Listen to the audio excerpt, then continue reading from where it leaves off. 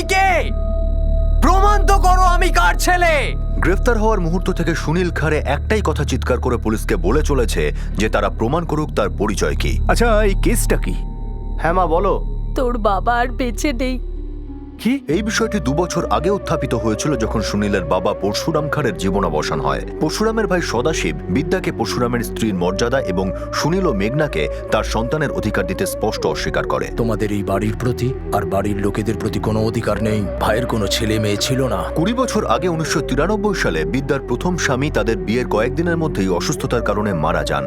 পরশুরামের স্ত্রী উষা বিয়ের কিছুদিনের মধ্যেই ক্যান্সারে আক্রান্ত হয়। পরশুরাম আর বিদ্যার এই দুঃখভাগের সম্পর্ক প্রেমের সম্পর্কে বদলে যায় এবং পরশুরাম বিদ্যাকে বিয়ে করতে চায়। আমি উষা দেখাশোনা করতে থাকবো আর তোমারও পুরো খেয়াল রাখবো। বিদ্যার দাদা আনন্দ এই সম্পর্কে রাজি ছিল না। তাদের বিয়ে একটা মন্দিরের সব রীতিনীতি মেনেই সম্পন্ন হয়। এই বিয়ের সাক্ষী ছিল সুশীল নিকম ও মহেশ কদম, যারা পরশুরামের ঘনিষ্ঠ বন্ধু। কিন্তু পরশুরামের বাবা এবং দাদা সদাশিব বিদ্যাকে তাদের পরিবারে ঠাঁই দিতে রাজি হয়নি। ও হলো দাসী, আর দাসীর জায়গা ঘরের বাইরে, ঘরের ভেতরে নয়। পরশুরাম তারপর বিদ্যার জন্য অম্বাখেরে একটা বাড়ি কেনে আর সে তার অসুস্থ প্রথম স্ত্রী উষা এবং দ্বিতীয় স্ত্রী বিদ্যার মধ্যেই নিজের সময় কাটাতে থাকে। কিছুদিনের মধ্যেই বিদ্যা প্রথম সন্তান সুনীলের জন্ম দেয়। তারপর মেঘনারও জন্ম হয়। 2010 সালে ক্যান্সারের সঙ্গে বহুদিন যুদ্ধ করার পর উষার মৃত্যু হয়। পরশুরাম ভীষণভাবে ভেঙে পড়ে। 2013 সালে পরশুরামের হার্ট অ্যাটাক হয় এবং তারও মৃত্যু হয়। পরশুরামের মুখাগ্নি সদাশিবের ছেলে গিরিশি করে এবং সুনীলকে মৃতদেহের কাছে পর্যন্ত আসতে দেওয়া হয় না। এখন এই মুহূর্তে পুলিশ সুপার স্থানীয় পুলিশ ইন্সপেক্টরের কাছে জানতে চায় যে আসলে সুনীলের অপরাধ কি। জানা যায় যে সুনীলকে মার্ডারের অভিযোগে গ্রেফতার করা হয়েছে। আমার মনে হয় সুনীল এটা রাগের মাথায় করেছে। আর আমাকে এই খাতা অনুযায়ী চলতে হবে। এফআইআর আর চার্জশিটে ঠিক ঠিক এন্ট্রি হওয়া উচিত। তারপর দেখুন। দাদা এমন কেন করলো? নিজের জীবনটা তো শেষ করেছে, আমাদেরটাও শেষ করলো। নিজের বাবা পরশুরাম খারের মৃত্যুর 2 বছর পর ইঞ্জিনিয়ারিং স্টুডেন্ট সুনীল একটা হত্যা করে। তার অপরাধ স্বীকার করায় কোনো আপত্তি ছিল না, কিন্তু সে চিৎকার করে পুলিশকে একটা কথাই বলছিল যে প্রথমে তারা যেন তার পরিচয় প্রমাণ করে। এই পরিচয়ের জন্যই সুনীল এবং তার মা বিদ্যা গত 2 বছর ধরে সংগ্রাম করছে। তোদের বাবার পরিবার আমার সাথে যা যা দুর্ব্যবহার করেছে, তোদের বাবা আমাকে আর তোদের দুজনকে সবকিছু দিয়েছে। কে কি বললো তাতে কিচ্ছু এসে যায় না।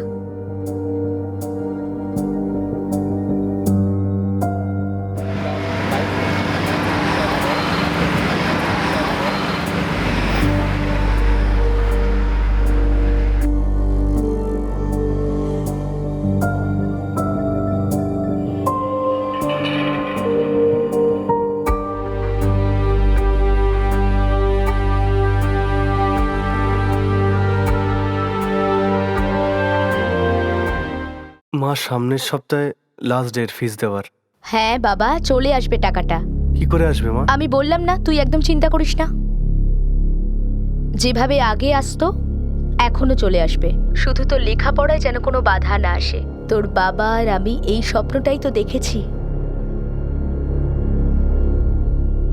মা, হুম, ও ও আমার ফিস। চিন্তা করিস না, তোর ফিসটাও আমি দিয়ে দেব। খেয়ে নে।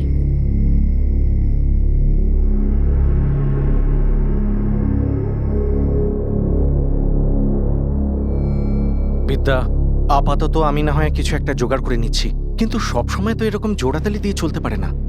এছাড়া আমার একটা দ্বিতীয় দায়িত্বও তো রয়েছে। আমি কি এসব বুঝি না দাদা, কিন্তু আমি কখনো এটা ভাবিনি যে এরকম দিনও দেখতে হবে। সুনীলের বাবা না চাইতেই প্রতি মাসে ফিস দিয়ে দিত, কিন্তু এটা কখনো ভাবেইনি যে ও একদিন ছেড়ে চলে যাবে আর আমার ছেলে মেয়েরা। দাদা, আমি ওর বাড়ি থেকে, এমনকি ওর দাদার থেকেও কোনো সাহায্য চাইতে পারবো না। আমি বুঝতে পারছি বিদ্যা, কিন্তু আগামী মাস থেকে তোকে একটা অন্য ব্যবস্থা করতে হবে। আমার খুব টানাটানি চলছে রে, তাই মিথ্যা আশা জুগিয়ে তো কোনো লাভ হবে না রে।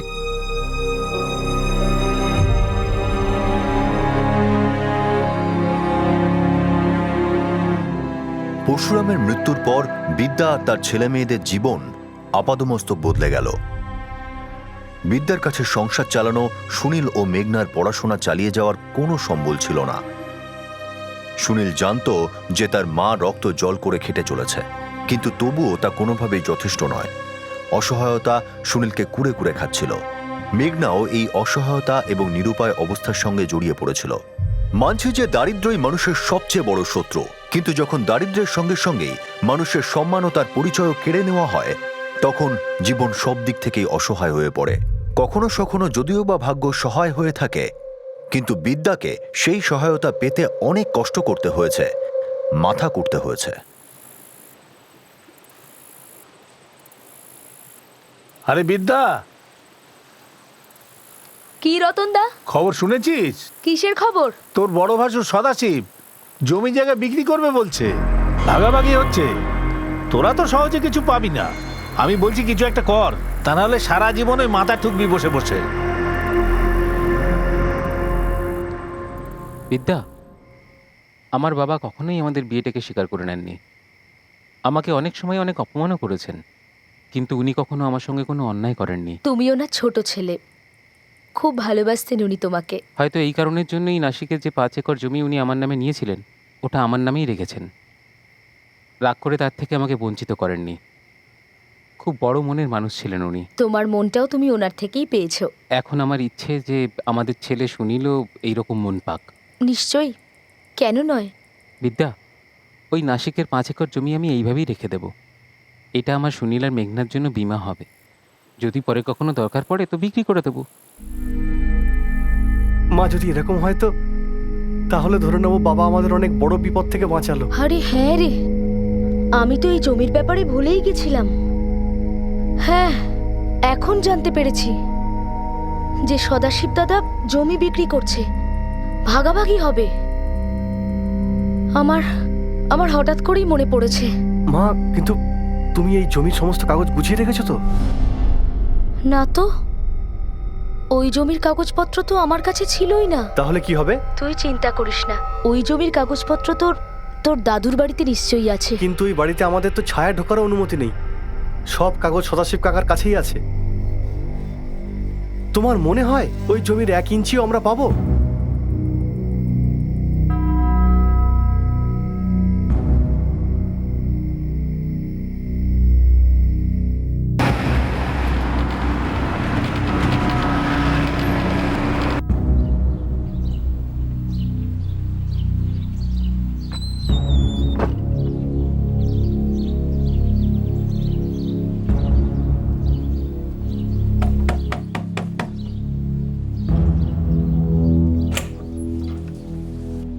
আজ্ঞে। আগে নমস্কার দাদা। নমস্কার। আমি সদাশিব দাদার সঙ্গে দেখা করতে চাই। আপনি কে?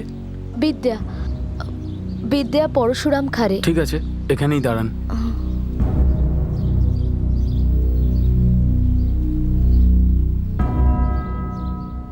দাদা দেখা করবেন না। ওনাকে বলুন 5 মিনিটের দরকার ছিল। দাদা বলেছেন দেখা করবেন না, উনি আপনার মুখও দেখতে চান না। যান এখান থেকে। দেখুন শুধু 2 মিনিট, 2 মিনিটের কাজ আছে। 1 মিনিট।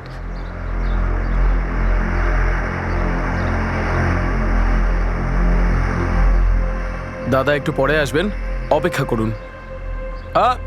এখানে না, ওখানে, ওই নিচে। হ্যাঁ,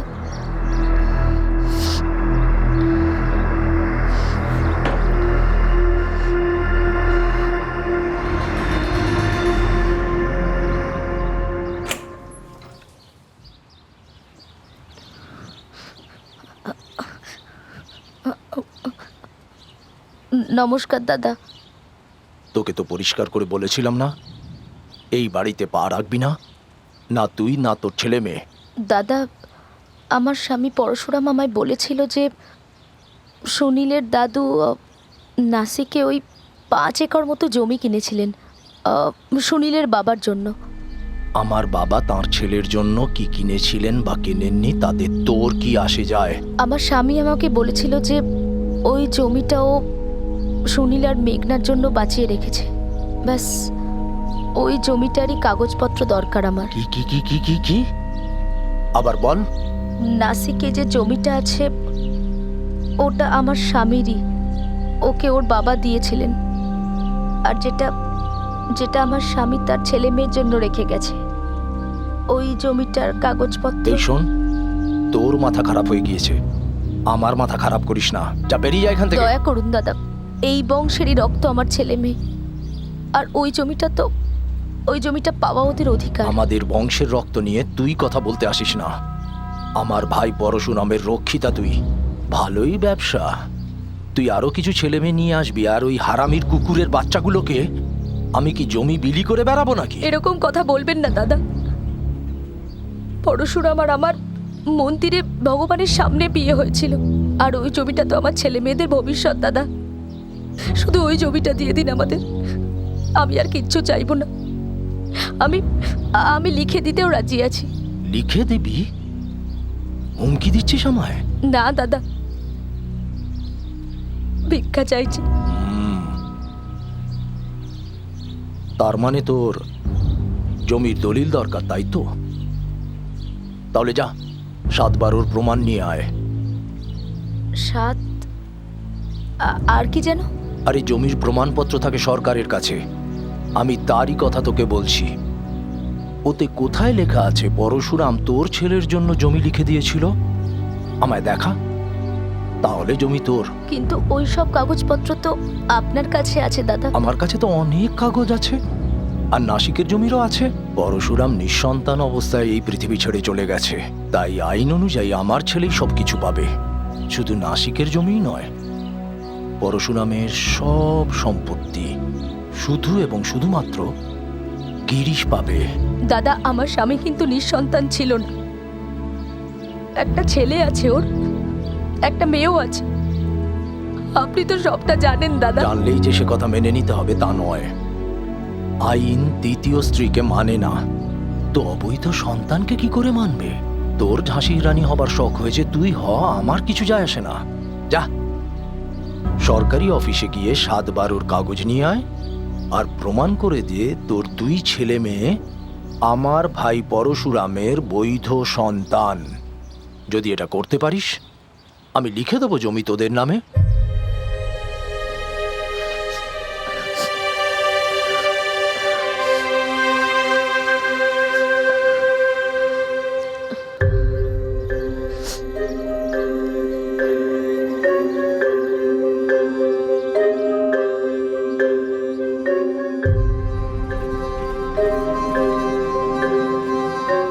সুনীল, কাল আমি তহসিলদার দপ্তরে যাচ্ছি। যদি এই জমিটা বাবা আমাদের নামে লিখে দেয়, তাহলে বাবা নিশ্চয়ই কোথাও না কোথাও লিখে গেছে। লিখেও যদি রাখে, সে ব্যাপারে আমি কিছু জানি না বাবা। তোর বাবা তো কখনো কিছু বলেনি। হ্যাঁ, একবারই নাসিকের জমির ব্যাপারে কথা হয়েছিল। তাহলে তুমি দপ্তরে গিয়ে কি বলবে? কি জিজ্ঞেস করবে? সব লোক এক রকমের হয় না সুনীল। তোর বাবার মতো ভালো মানুষও এই পৃথিবীতে আছেন বাবা।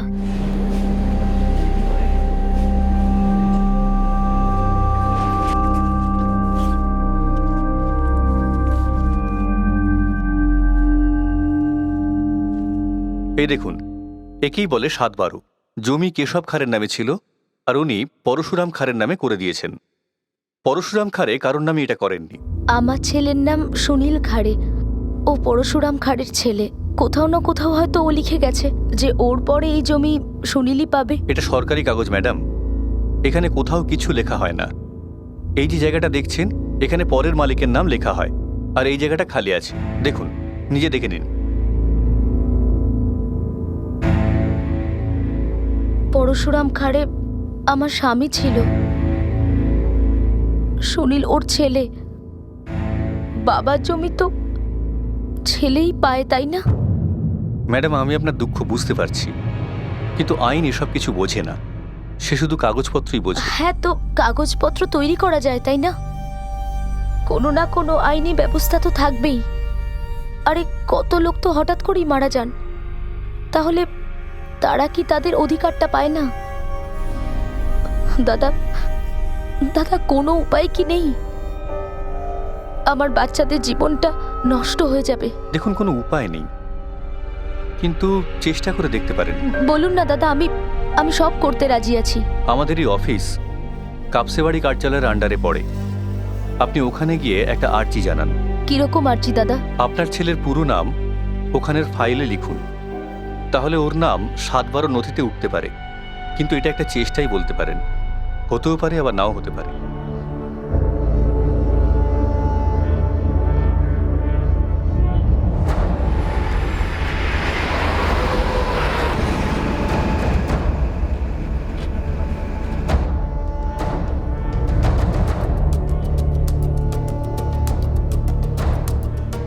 বিদ্যাদেবী, আপনার ছেলের নামটা রেজিস্ট্রি হবে, কিন্তু তার জন্য আমাদের কিছু প্রমাণ লাগবে, সার্টিফিকেট লাগবে। কিরকম সার্টিফিকেট? এক তো আপনাদের বিয়ের সার্টিফিকেটটা, আর আপনার ছেলের জন্মের প্রমাণপত্র।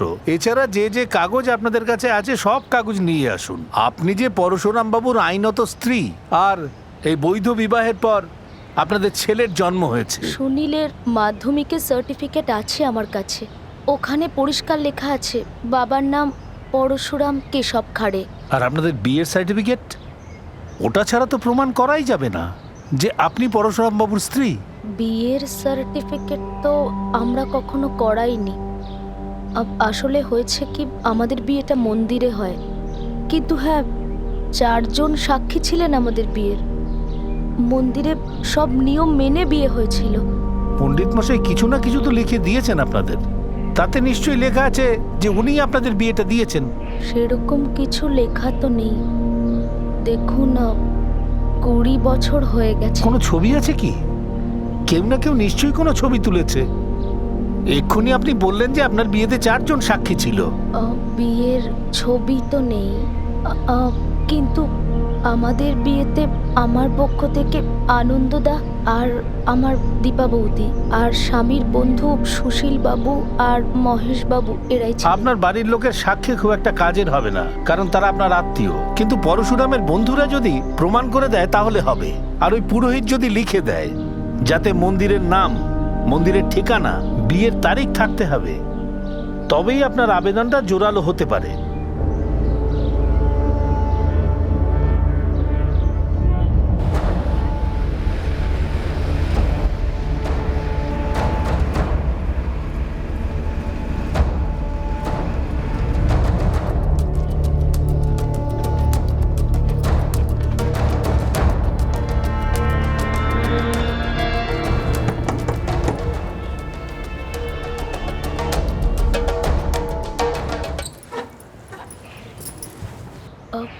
নমস্কার।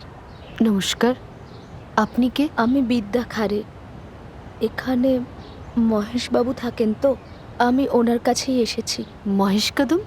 হ্যাঁ, উনি আমার স্বামীর বন্ধু ছিলেন। ওনার নাম আমি আগে শুনেছি।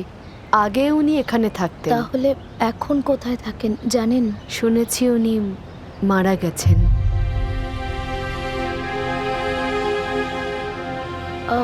মহেশবাবুর একজন বন্ধু ছিলেন সুশীল নিগম। ওনার ব্যাপারে কিছু জানেন? না, আমার সঙ্গে তো ওনার কখনো দেখাই হয়নি। আমরা তো 4 বছর হলো এখানে আছি। হ্যাঁ, আমি ওই 3 বন্ধুকে খুব ভালো করে চিনি, পরশুরাম খাড়ে, মহেশ কদম আর সুশীল নিগম। এই সুশীল বাবুকে কোথায় পাবো? পরশুরাম আর মহেশের মতোই সুশীলও চলে গেছে, কবে? হয়ে গেল প্রায় 2-3 বছর। কিন্তু আপনি কে?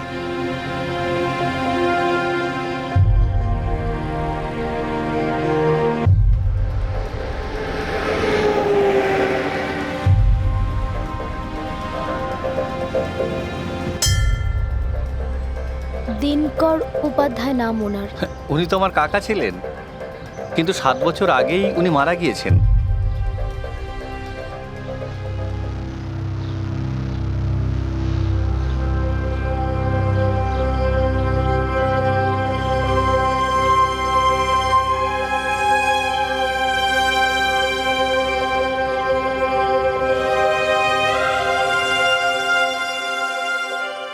যারা যারা এটা সাক্ষী দিতে পারতেন যে আমি তোর বাবার স্ত্রী, তারা কেউ আর বেঁচে নেই।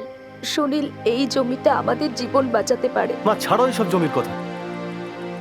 আমার সব থেকে খারাপ লাগছে তোমার এই দরজা দরজা ঘুরে বেড়ানো, এটা প্রমাণ করার জন্য যে তুমি বাবা স্ত্রী, আমরা বাবার ছেলে মেয়ে।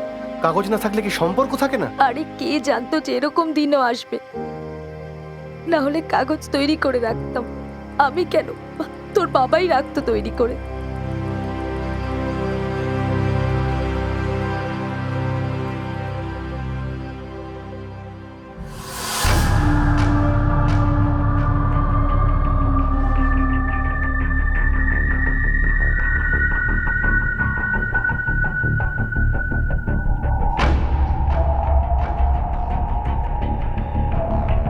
এই, তোর মাকে এত করে বোঝালাম, এবার তোকে পাঠিয়েছে? আচ্ছা, তোর কি লজ্জাও নেই? এই নাটক না কোনো কাজে আসবে না। ওই জমিতে তোদের কোনো অধিকার নেই, মানে নেই। সম্পর্ক আছে। ওটা আমার বাবার জমি ছিল, আর এখন আমার জমি। তাই নাকি? দেখ ছোঁড়া, তোর নাম যাই হোক না কেন, সুনীল নাম আমার, সুনীল পরশুরাম খারে। খাড়ে কোনো 5 টাকার টুপি নয় যে যে কেউ নামের সামনে বসিয়ে দেবে। তোর আসল নাম আমি জানি, সুনীল হারামি। যা, এই নামের একটা সার্টিফিকেট বের করে নে। আমি তোর মাকে কতবার বুঝিয়েছি, আগে প্রমাণ করুক সে পরশুরামের বউ ছিল, তারপর এটা প্রমাণ করুক তুই পরশুরামেরই ছেলে। প্রমাণ করো, জমি নিয়ে চলে যাও, তারপরে ওই জমি নিয়ে তোরা নাচন কোদন যা খুশি তাই করতে পারিস। আমার মার বিয়ে আমার বাবার সঙ্গে হয়েছিল, মানে পরশুরাম খারের সঙ্গে, আর আমি পরশুরাম খারের ছেলে সুনীল খারে। এতে প্রমাণের কি আছে? কাকা, আপনারা এভাবে কেন বিরক্ত করছেন? বিরক্ত? কি বললি হারামি? তুই যখন আমাদের কেউ হোস না, তাহলে বিরক্ত করব কি করে? বিরক্ত করছিস তো তোরা। ভিখিরির মতো বারবার আমাদের দরজায় এসে নোংরা করে যাচ্ছিস। যদি তাই হবে তাহলে দাদু কেন বাবার নামে জমি রেখে যাবে? ফিরে কেন নেনি তাহলে? আর বাবার জন্য বাড়ির দরজা কেন বন্ধ হয়নি? এই সব তোর মা জানে, ওকে গিয়ে জিজ্ঞেস কর। আমাদের বাবা ওই মহিলাকে এই বাড়ি আর ভিটে থেকে তাড়িয়ে দিয়েছিল। ওই বাবা তার ছোট ছেলেকে শুধুমাত্র দয়া করে এই বাড়ি থেকে তাড়ায়নি। এই বাড়ি থেকে তোরা এক টুকরো জমি কেন, এক ফোঁটা জলও পাবি না। যা ভাগ।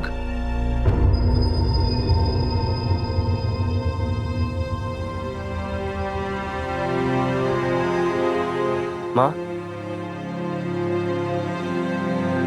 আমি প্রমাণ করে দেব যে তুমি বাবার স্ত্রী ছিলে, আর আমরা ওনার সন্তান। এখন এই লড়াই জমি নিয়ে নয়, এই লড়াই আমাদের পরিচয় নিয়ে, আমাদের অস্তিত্ব নিয়ে।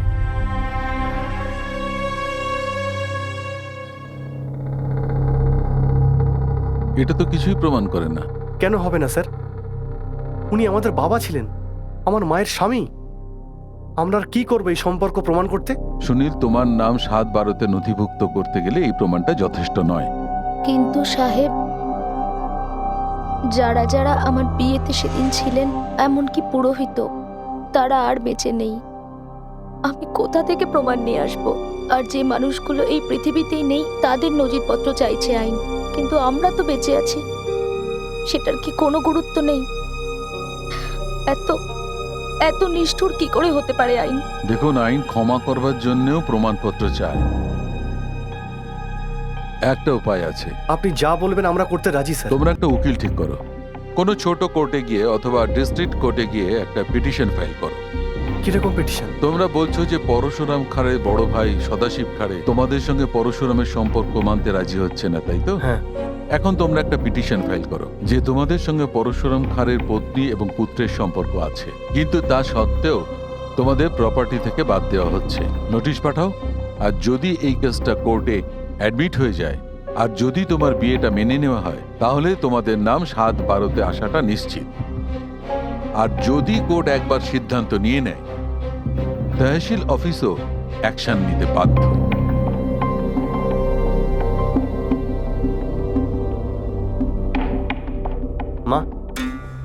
মা, আমি ভেবে নিয়েছি আমি কোর্টে আর্জি দাখিল করব।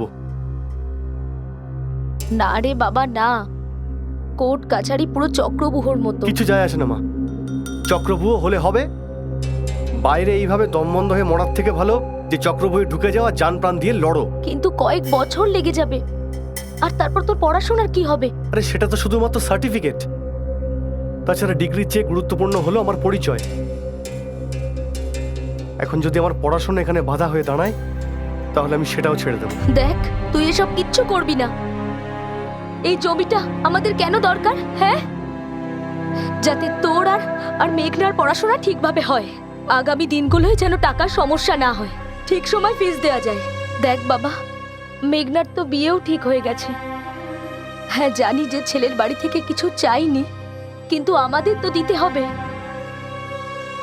আরে সমস্যার পাহাড় আমাদের সামনে, আর এই সব কিছুকে ছেড়ে দিয়ে আমরা কোর্ট কাছারি করব? মা, মেঘনার মাথা ওর শ্বশুর বাড়িতে উঁচু হয়ে থাকা উচিত, যাতে ওর চোখে চোখ রেখে বলতে পারে ও মেঘনা পরশুরাম খারে। মেঘনা অবৈধ সন্তান নয়। মা, পরিচয় হলো সবকিছু। পরিচয় না থাকলে সমাজ মানে না, পরিচয় না থাকলে অস্তিত্বও নেই।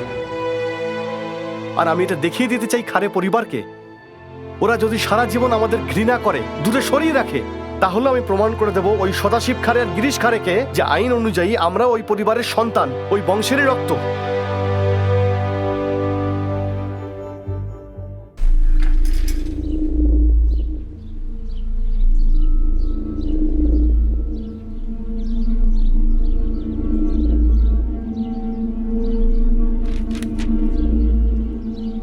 কোর্টের নোটিশ পাঠিয়েছে। যতক্ষণ না জমিকার এটা প্রমাণ হচ্ছে, না এই জমি কাউকে ট্রান্সফার করতে পারবো, বিক্রি করতে পারবো, না দিতে পারবো। ওরা কোনোদিন কিছু প্রমাণ করতে পারবে না বাবা। একটা কথা তো ওরা প্রমাণ করে দিল, যে ওরা মূর্খ।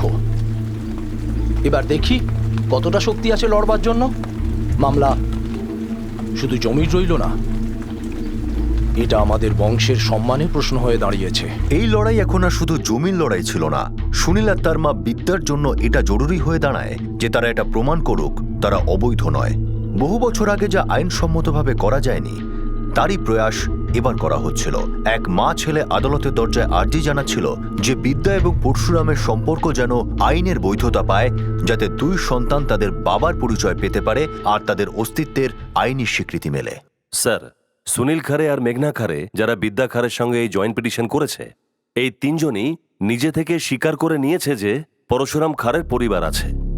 কিন্তু এরা একটাও ডকুমেন্ট কোর্টে পেশ করেনি যাতে এটা প্রমাণিত হয় যে পরশুরাম খারে বিদ্যা খারেকে বিয়ে করেছিলেন আর এই দুটো বাচ্চা ওই বিয়ের ফলে জন্ম নিয়েছিল। একটাও ডকুমেন্ট নেই স্যার। ডকুমেন্ট অবশ্যই আছে। সুনীল খারে আর মেঘনা খারের বার্থ সার্টিফিকেটে আর স্কুল লিভিং সার্টিফিকেটের মাদার্স কলমে বিদ্যা খারের নাম আছে, আর ফাদার্স নেম কলমে পরশুরাম খারের নাম আছে।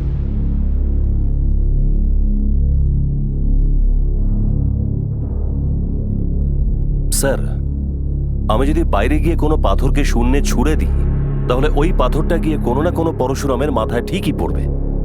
এই মহারাষ্ট্রতে হাজার হাজার পরশুরাম আছে। তার আমার ক্লায়েন্টের ওই কেসটাই পরশুরাম খারের বড় ভাই সদাশিব খারে অ্যাকসেপ্ট করেছেন, কোনো অপরিচিত নয়। কিন্তু স্যার, বিদ্যা খারের কাছে এমন কোনো প্রমাণ নেই যাতে এটা প্রমাণিত হয় যে উনি পরশুরামের স্ত্রী। আমার ক্লায়েন্ট সদাশিব খারের বাবা কেশব খারে ক্লেম করা জমি নিজের দ্বিতীয় ছেলে পরশুরাম খারের নামে করে দিয়েছিলেন, যিনি এখন আর এই পৃথিবীতে নেই। ওনার স্ত্রী ছিলেন উষা পরশুরাম খারে, কিন্তু উনিও এই পৃথিবীতে নেই।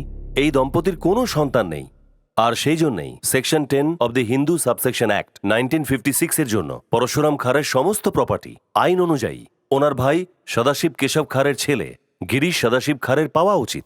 তার স্কুল লিভিং সার্টিফিকেট আর বার্থ সার্টিফিকেট এগুলো লিগ্যাল ডকুমেন্ট, কোর্ট কখনো এগুলোকে অস্বীকার করতে পারে না। তাহলে কি পার্থ তার স্কুল সার্টিফিকেট এটা প্রমাণ করতে পারে যে পরশুরাম খারে আসলে বিদ্যা খারেকে বিয়ে করেছিলেন? কিন্তু এটা কি হতে পারে না যে বিদ্যা খারে এটা একটা বড় প্ল্যান করে বড়সড় ষড়যন্ত্র করেছিলেন যাতে এই পরশুরাম খারের নাম নিজের বাচ্চাদের স্কুল এবং বার্থ সার্টিফিকেটে শুধুমাত্র এই জন্য জুড়ে দেওয়া হয়েছিল যে যাতে আমার ক্লায়েন্ট সদাশিব কেশব রাওয়ের সম্পত্তি সম্পূর্ণভাবে কবজা করতে পারে, ওনাকে হ্যারেস করতে পারে? স্কুল লিভিং সার্টিফিকেট আর বার্থ সার্টিফিকেটে কেউ কারোর নাম জোর করে ঢোকাতে পারে না। এটা আমার ক্লায়েন্টের ওপর মিথ্যে অভিযোগ করা হচ্ছে যে উনি কোনো ষড়যন্ত্র করছেন ওই জমিটা হাতানোর জন্য। বাচ্চাদের নাম স্কুল লিভিং সার্টিফিকেটে অনেক বছর আগে লেখা হয়েছে, যে ব্যাপারটা খুব স্বাভাবিকভাবে হয়েছে। আজ আমার ক্লায়েন্ট নিজের অধিকার ফিরে পেতে চাইছেন, কারণ ওনার কাছে আজ বিকল্প কোনো আয়ের ব্যবস্থা নেই। এতদিন ধরে ছেলেমেয়ের পড়াশোনা আর সংসারের খরচ পরশুরাম খারের রোজগারেতেই চলত, আর পরশুরাম খারে মারা যাবার পর তাই ওনার সমস্ত সম্পত্তি ওনার স্ত্রী আর সন্তানদের পাওয়া উচিত। আমি মহামান্য বিচারকের কাছে আবেদন করছি আমার ক্লায়েন্ট বিদ্যা খারে আর পরশুরাম খারের সম্পূর্ণ নিয়ম মতে মন্দিরে বিবাহকে স্বীকৃতি দেওয়া হোক, তাকে আইনসিদ্ধ করা হোক। বিয়ে হয়েছিল 30শে সেপ্টেম্বর 1993 সালে সাহেব, গায়ত্রী দেবীর মন্দিরে আম্বা খেড়ে। ওখানেই হয়েছিল। আমি আর আমার স্ত্রী দীপা দুজনেই ছিলাম ওখানে। বিয়ের ব্যাপারে আত্মীয় স্বজনের সাক্ষী কবে থেকে জোরালো হলো? মন্দিরে হয়ে যাওয়া বিয়ের ব্যাপারে কম করে দুজন সাক্ষীর প্রয়োজন হয়, তার মধ্যে একজন সাক্ষী এমন হবে যে কিনা আত্মীয় নয়। আর বিদ্যা খারে বিয়ের কোনো একটা ডকুমেন্ট অথবা ডকুমেন্টারি ফটোগ্রাফিক প্রুফ পেশ করেনি।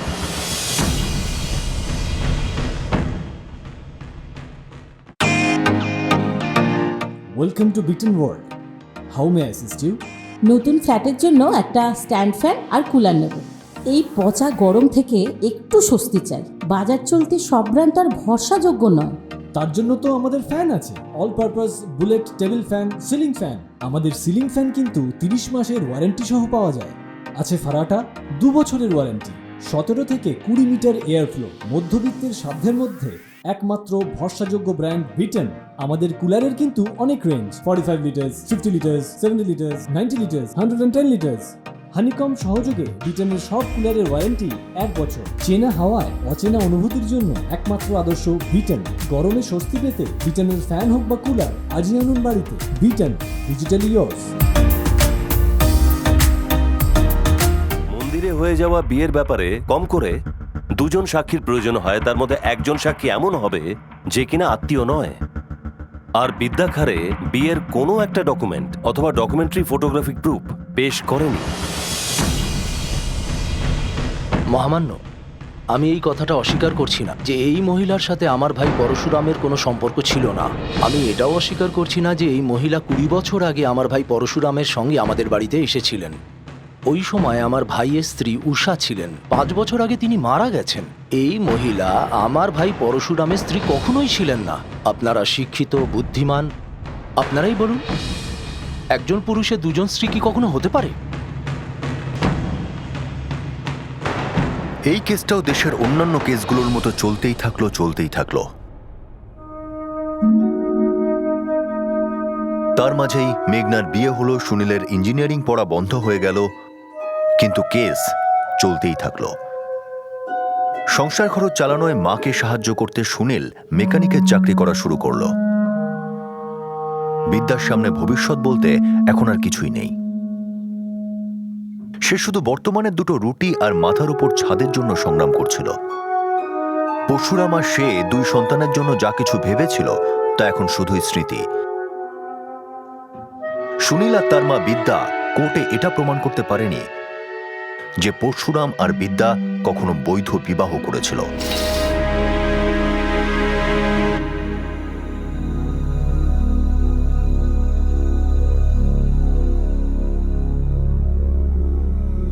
সুনীল,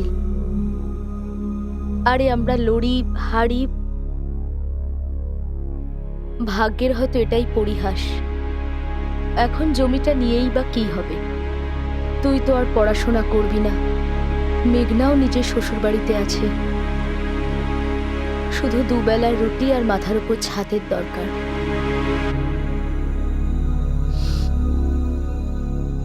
দুজনে কিছু না কিছু করে নেব।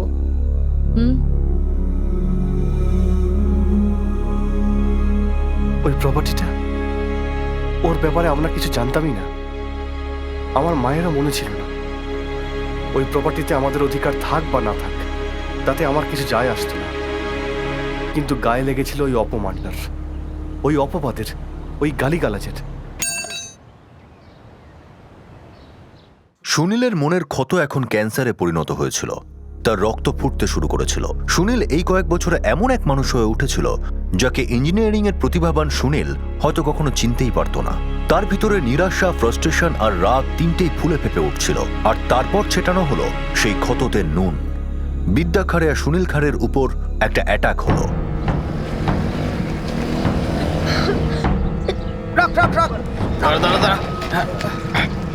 আরে কি করছো কেন সুনীল?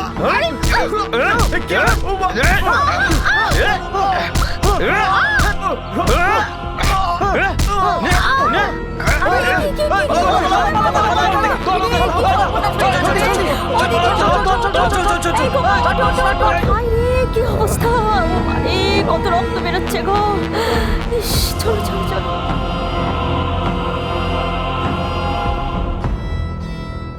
যে 2টো লোক তোমাদের উপরে হামলা করেছিল তাদেরকে গ্রেপ্তার করেছি। লোকগুলো কারা ছিল? এতে আবার জিজ্ঞেস করার কি আছে মা?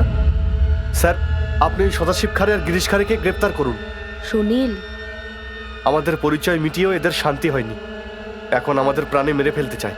না সুনীল, এই হামলাতে সদাশিব খারের কোনো হাত নেই। সাহেব, সুনীল খাড়েকে আমি ধার দিয়েছিলাম, ও ফেরত দেওয়ার নামই করছিল না। আর আমি যখন ওর কাছে চাইলাম, আমাকে উল্টোপাল্টা বলতে লাগলো, কিসের টাকা, কার টাকা। সাহেব, টাকা যখন ধার দিয়েছি, রাগ তো হবেই না। এটা পুরোপুরি মিথ্যে কথা স্যার। আজ অব্দি আমি কারো কাছ থেকে 1 টাকাও ধার করিনি স্যার। ওরা দুজন তো এটাই বলছে। আর আপনিও সেটা বিশ্বাস করলেন? ওদের দুজনকে আমাদের মারার জন্য সদাশিব খারেই পাঠিয়েছিল। কোনো প্রমাণ আছে তোমার কাছে? একদম ঠিক বলেছেন স্যার। সমাজ আমাদের উপরে অন্যায় করছে, আর প্রমাণও আমাদেরই দিতে হবে।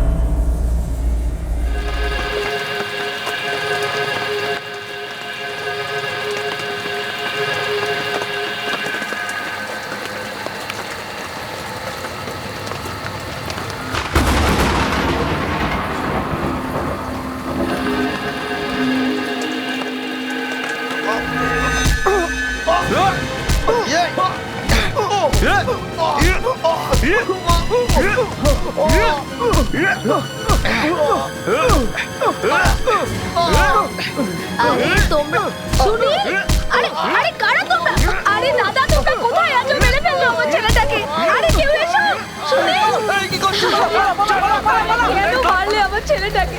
সুনীল, আরে কি হলো আমার ছেলেটা?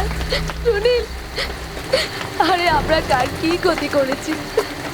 কেন মারলো সুনীল?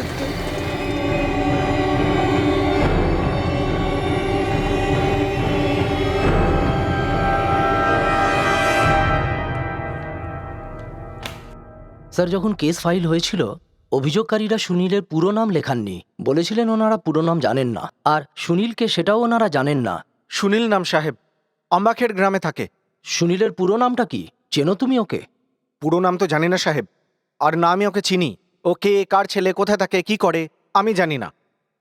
স্যার, গিরি শুধু সুনীল নামটাই বলেছিল, কিন্তু আমাদের পুরো নামটা জানতে বেশি সময় লাগেনি। সুনীল যখন নিরুদ্দেশ হলো, তখন আমরা জানতে পারলাম যে ওর সাথে কি কি ঘটেছে। তারপর যখন ওকে গ্রেফতার করলাম, ও বলল নিজেকে বাঁচানোর জন্য ও মার্ডারটা করেছে। ও না মারলে ও নিজেই মরে যেত। খবরটা একদমই সত্যি বিদ্যা। দুটো হামলাই ওরাই করিয়েছে। তোমার শ্বশুর বাড়ির লোক, মানে তো জ্যাঠা সদাশিব খারে আর তার ছেলে গিরিশ। এই সত্যিটা তো সবাই জানে।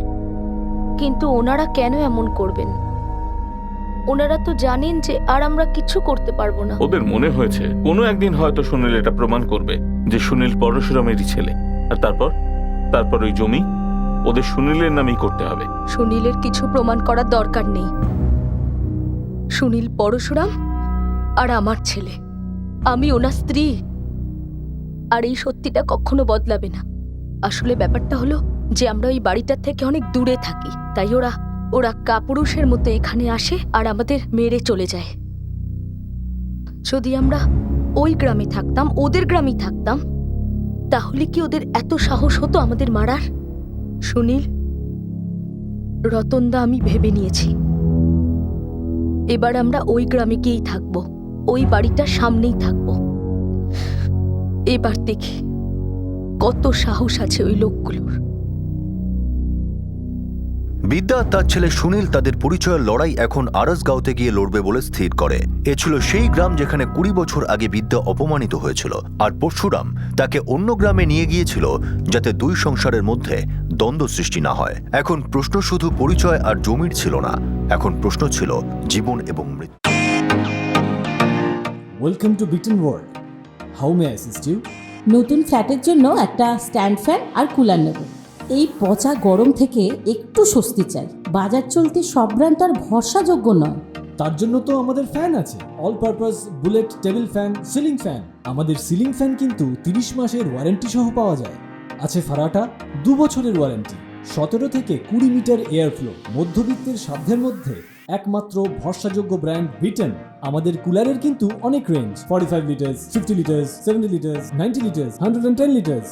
হানিকম সহযোগে বিটেনের সব কুলারের ওয়ারেন্টি 1 বছর। চেনা হাওয়ায় অচেনা অনুভূতির জন্য একমাত্র আদর্শ বিটেন। গরমে স্বস্তি পেতে বিটেনের ফ্যান হোক বা কুলার, আজই আনুন বাড়িতে। Beaten, digitally yours.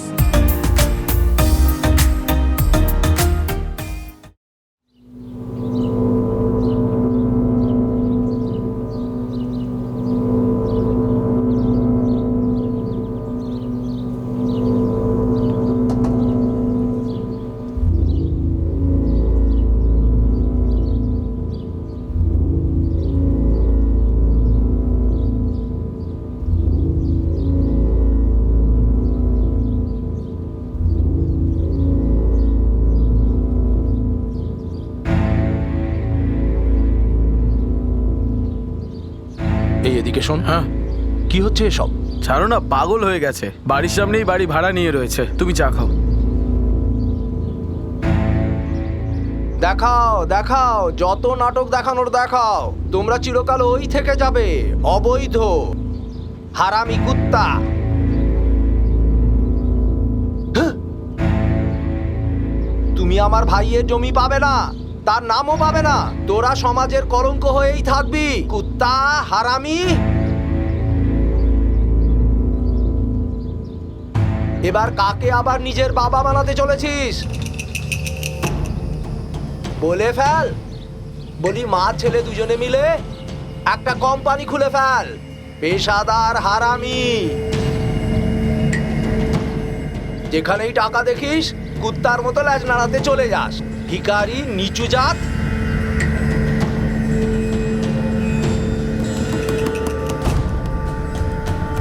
তুই কাকে চোখ রাঙাচ্ছিস রে কুত্তা? হ্যাঁ, যা ক্ষমতা আছে করে নিস। ভেতরে আসছিস কেন রে? বেরো এখান থেকে।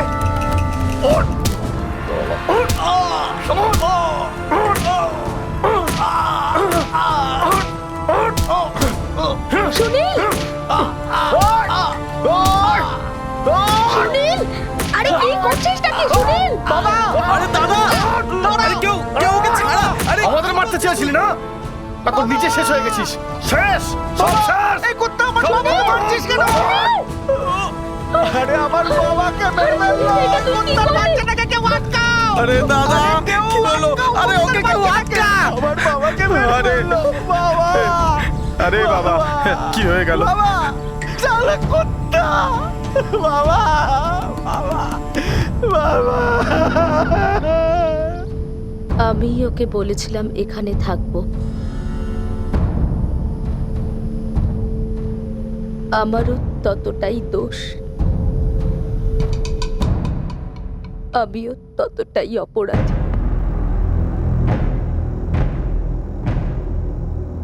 সদাশিবের মৃত্যুর 5 দিনের মধ্যেই সুনীল ধরা পড়ে।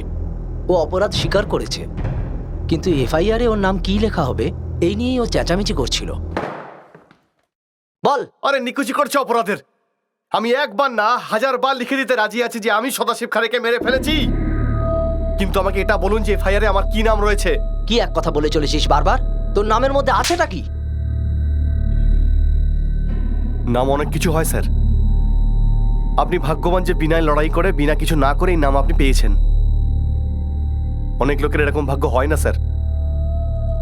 নামই লোকের পরিচয় হয়, পরিচয়। পরিচয় নেই মানে স্বীকৃতি নেই। ও যখন নিরুদ্দেশ ছিল ওর মার কাছে নাম জিজ্ঞেস করেছিলাম, উনি সুনীল খারে নামটাই বলেছিলেন, কিন্তু এই ছেলেটা মানছিল না। ও চাইছিল এফআইআরে নাম থাকুক সুনীল পরশুরাম খারে। আমার পুরো নাম লিখতে হবে, ব্যাস। সুনীল পরশুরাম খারে, সন অফ পরশুরাম খারে, এটা আপনাকে লিখতে হবে আর সব জায়গাতে লিখতে হবে। তুই সদাশিবকে এই জন্য মারলি ও তোকে 5 কাঠা জমি দিচ্ছিল না বলে? ওই লোকটা আমাদের পরিচয় অস্বীকার করছিল। আমার বোনের, আমার মায়ের, এমনকি আমার নামও ওর পায়ের তলায় পিষে দিচ্ছিল। বাজে বাজে ভাষা বলতো আমাদের। গালি দিচ্ছিল বলে মেরে দিলি ওকে? আপনাকে কেউ মারতে এলে আপনি তখন কি করবেন স্যার? ওই লোকটা আমার বাবার মুখে আগুন দিতে দেয়নি। আমাকে আর আমার মাকে একবার নয় 2 বার মেরে ফেলতে চেয়েছিল। কাঠের পুতুলরা গ্রেপ্তার হয়, কিন্তু তাদেরকে নাচানো সদাশিব খারে দিব্যি ঘুরে বেড়াচ্ছিল। যতদিন ও বেঁচে থাকতো আমাকে পরিচয়হীনভাবে বাঁচতে হতো, তাই ওকে মেরে দিয়েছি আর মুছে ফেলেছি সেই কলঙ্ক। এবার আপনাদের পালা।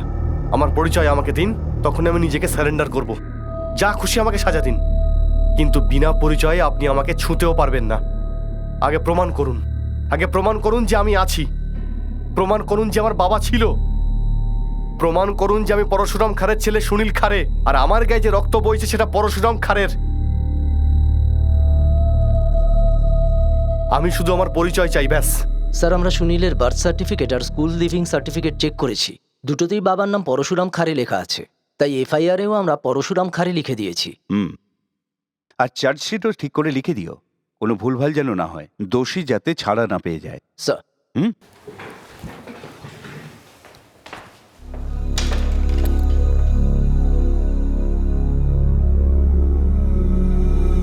এই লড়াইটা আমাদের কোথায় নিয়ে এলো সুনীল? দরকার ছিল না, ছেড়ে দিলেই ভালো হতো। পরিশ্রম করে একটা নতুন পরিচয় বানাতাম আমরা।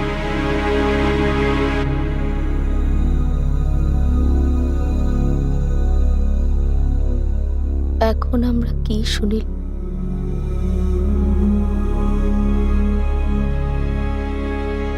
আমাদের পরিচয়টাই বা কি?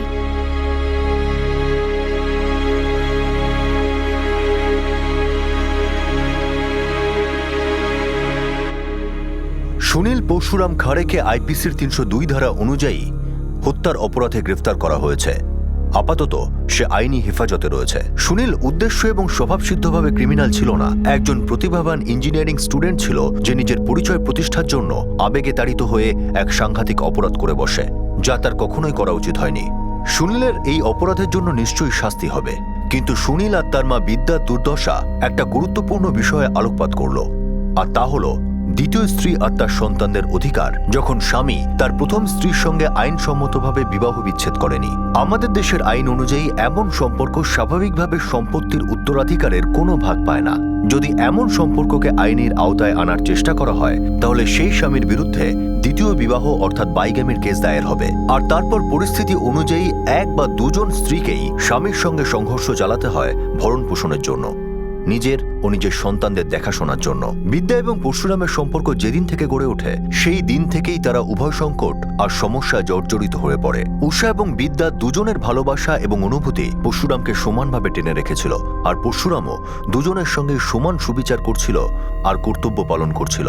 কিন্তু দুই স্ত্রীর সঙ্গে একজন স্বামী যতই সুবিচার করুক, কিন্তু আইন উত্তরাধিকারের ক্ষেত্রে শুধুমাত্র একটা বিয়েকেই বৈধ বলে মানে, আর সেই বিয়েকে প্রমাণ করার জন্য আইনসম্মত প্রমাণ পেশ করা অনিবার্য হয়ে দাঁড়ায়।